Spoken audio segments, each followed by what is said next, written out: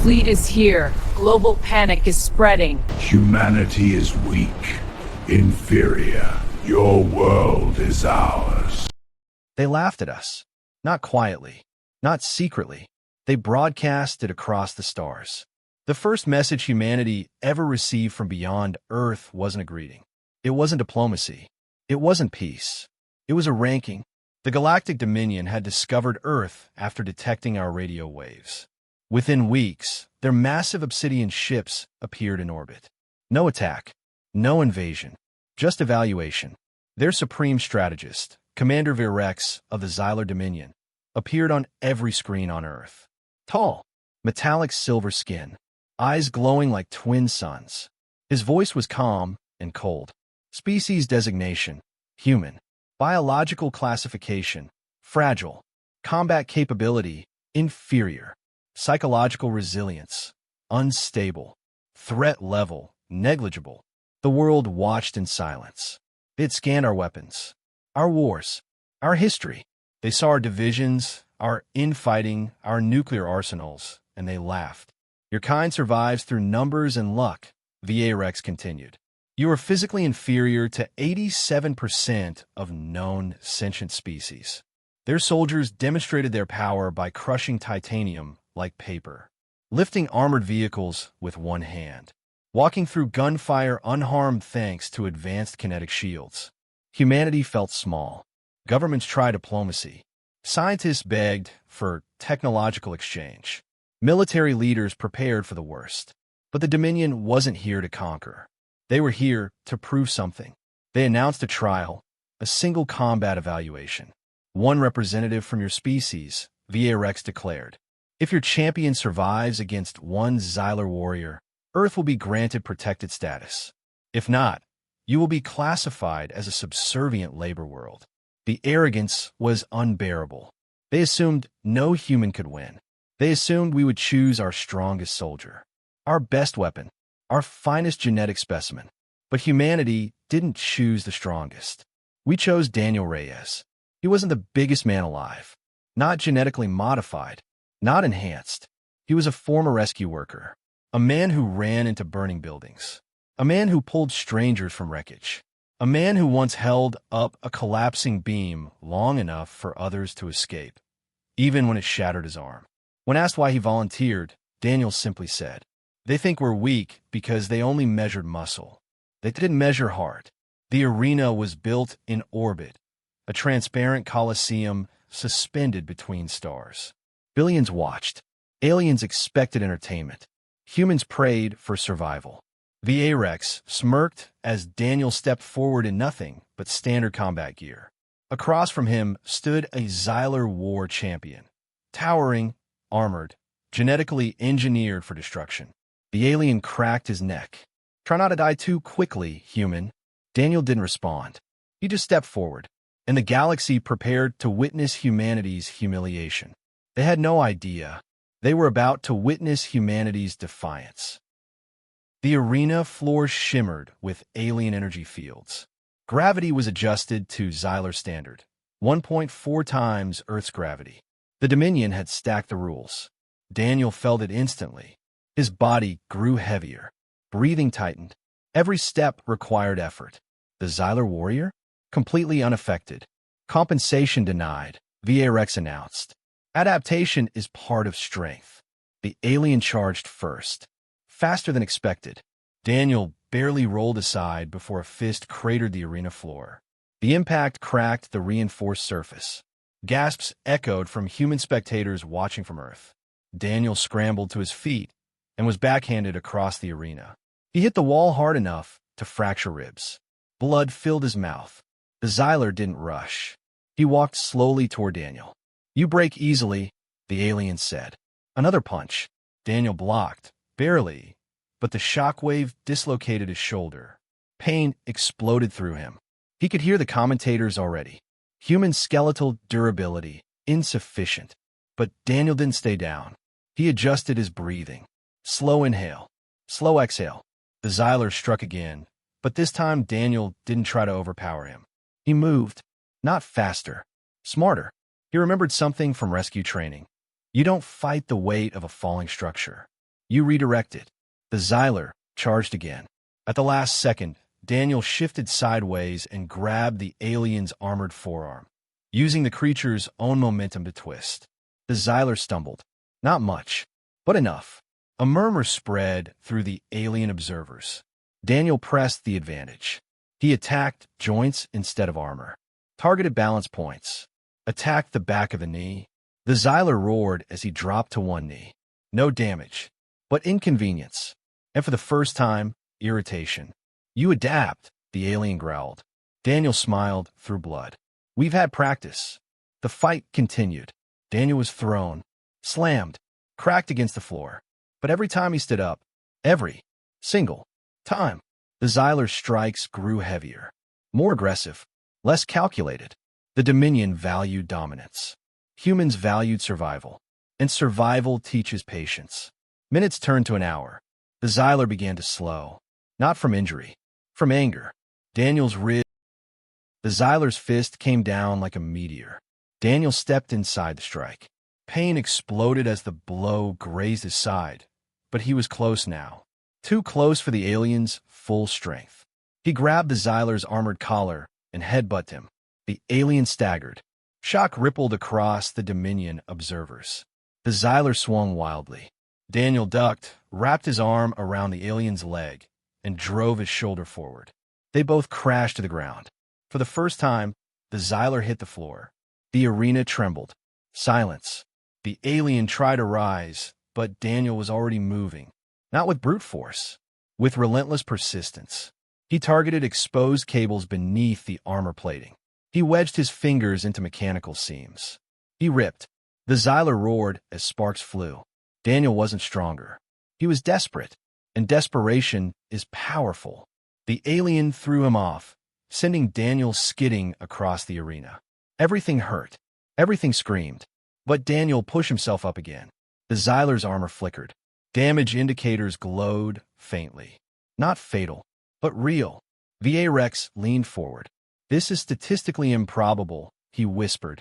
The Xyler attacked again, but now his movements were slightly slower, slightly heavier. Humans evolved under crushing gravity, harsh climates, famine, war. We endure. Daniel baited the Xyler into overcommitting. When the alien charged, Daniel dropped and swept both legs. The Xyler crashed hard. Daniel climbed onto his back and locked his arm around the alien's neck joint. Not strong enough to crush, but strong enough to restrict airflow systems. The Xyler thrashed violently. Daniel held on. His vision darkened. His grip slipped. But he remembered the burning buildings, the screaming families, the weight of debris on his back. He had held longer then. He could hold longer now. The Xyler's movement slowed, then weakened, then stopped. The arena floor trembled as the alien warrior collapsed unconscious. Silence swallowed the stars. Daniel rolled off, barely conscious himself. He tried to stand, failed, then forced himself up anyway. Bloodied, broken, victorious. He raised one shaking hand. And Earth erupted. For the first time in galactic history, a Xyler champion had fallen to a so-called inferior species. And VA Rex realized something terrifying. Humans weren't weak. They were unstoppable when pushed too far. Medical drones rushed into the arena, scanning both combatants. The Xyler warrior was alive, but unconscious. Daniel Reyes was barely standing. Every bone in his body screamed in protest. Internal bleeding warnings flashed across alien monitors. His left eye was swollen shut. His shoulder hung uselessly. And yet, he refused to fall. Across the arena, Commander Via Rex stood slowly from his throne platform. For the first time since arriving in Earth's orbit, he did not look superior. He looked unsettled. This outcome, Via Rex said carefully, his voice echoing across every planetary broadcast system, was not anticipated. Understatement of the century. Xyler citizens across dozens of systems watched in disbelief. Their entire cultural identity was built on dominance, strength, superiority, and a human, a fragile, oxygen-breathing, short-lived mammal, had defeated one of their engineered war champions, not with superior strength, but with resilience. Daniel turned toward VRX. Are we still negligible? He asked, voice cracking but steady. The question hit harder than any punch. VRX studied him. He replayed the battle metrics in real time: bone density failure points, muscular fatigue rates, pain tolerance thresholds that should have caused unconsciousness far earlier. The data didn't lie. By all biological projections, Daniel should have collapsed in the first 5 minutes. Instead, he endured over an hour. You continued beyond acceptable pain limits, VRX observed. Daniel gave a weak smile. Yeah, we do that. That was the moment it changed. The Dominion hadn't misunderstood human strength. They had misunderstood human psychology. Xylar warriors were engineered for victory. Humans were conditioned for survival. There's a difference. Victory is about dominance. Survival is about refusing to die. VRX stepped down onto the arena floor, something no Xylar commander had done in centuries. He approached Daniel slowly. You fought without fear. Daniel shook his head. I was terrified. Murmurs rippled through alien observers. VRX narrowed his eyes. Then why did you not retreat? Daniel's voice softened. Because someone had to stand. That answer did something unexpected. It silenced the Dominion. Xylar culture did not understand self-sacrifice outside hierarchical duty. Individual choice to suffer for others was inefficient. Yet here it stood, bleeding, breathing, unbroken. VRX turned to his council. Earth is no longer classified as negligible. A pause. Earth is classified as resilient. The word spread like a shockwave. Resilient. Not strong. Not dominant.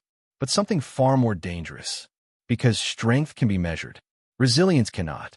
As Daniel was lifted onto a medical stretcher, VRX watched him carefully. For the first time in Xylar history, they did not see humans as prey. They saw them as a potential equal. And pride, ancient, untouchable Xylar pride, cracked. News of the arena duel spread faster than light. Across the Dominion's territories, species who had long lived under Xylar intimidation began whispering. If a human could defeat a Xylar champion, what else was possible? Earth's protected status was formally announced within hours. But something more important happened behind closed council chambers. VRX reviewed humanity's history in deeper detail. War survived. Plagues endured. Natural disasters rebuilt from. Civilizations collapsed and rose again. Humans were not the strongest species physically, but they were the most stubborn. And stubbornness changes wars. Within weeks, diplomatic envoys arrived on Earth. Not as conquerors, but as negotiators. The tone had shifted. Technology exchanges were proposed. Scientific cooperation requested. Military alliances cautiously discussed. But what truly unsettled the Dominion was this. Daniel Reyes had not been humanity's strongest soldier. He wasn't enhanced. He wasn't genetically optimized. He was ordinary. That realization was more terrifying than the fight itself. If an average human could push a Xylar warrior to defeat, what would a united Earth accomplish? Meanwhile, Daniel recovered in a Xylar medical facility orbiting Earth. Alien doctors were baffled by his physiology. You continued despite compound fractures, one remarked. Daniel shrugged weakly. I've had worse Mondays. The Xylar did not understand humor, but they were beginning to understand humanity. Children across Earth watched his recovery interviews. He didn't boast. He didn't claim superiority. He said something simple. We're not the biggest. We're not the fastest. But we don't quit. And that sentence became Earth's unofficial galactic slogan. The Dominion began adjusting its military doctrines. New simulation category added. Human resistance variable. Probability of surrender extremely low. Probability of retaliation increasing. Across the stars, humanity's reputation changed. From weak to relentless. And pride, once shattered, can never return to its original shape. The Xylar would never again look at humanity the same way. Because now they knew, if pushed, humans push back harder. 1 year later, Commander VRX returned to Earth. Not in a warship, in a diplomatic cruiser.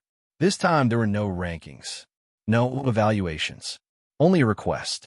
A border system conflict had erupted between the Dominion and a hostile species known for brutal conquest. The Xylar War Council faced an uncomfortable truth.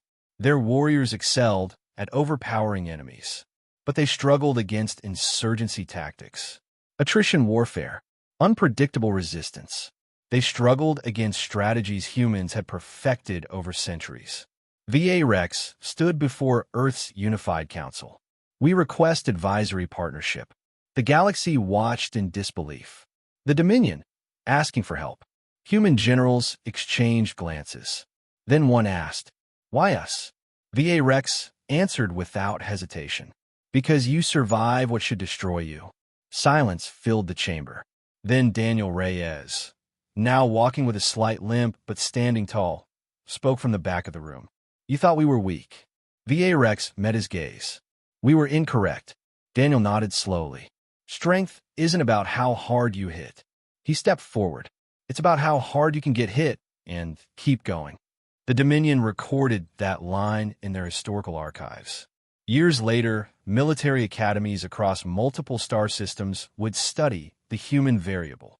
They would analyze pain tolerance models, psychological endurance thresholds, adaptive combat improvisation.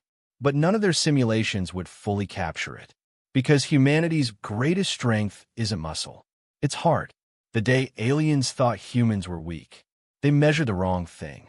And one human, broken, bleeding, ordinary, forced an entire galaxy to recalculate. Not because he was the strongest, but because he refused to fall. And that is something no scanner can measure.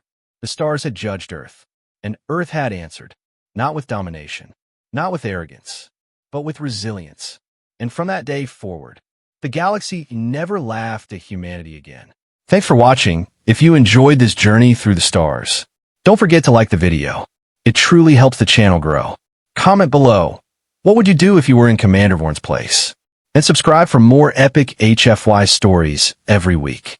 Together, we're building a universe of our own.